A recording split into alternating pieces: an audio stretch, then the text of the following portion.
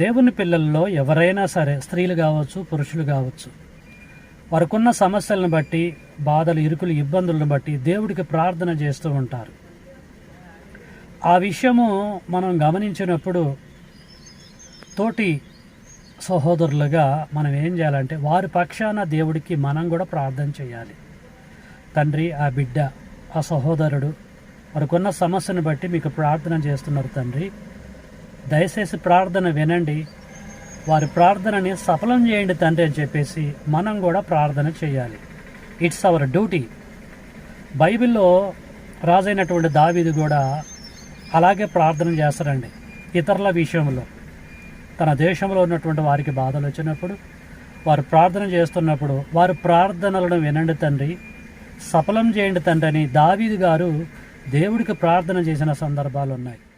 What about you?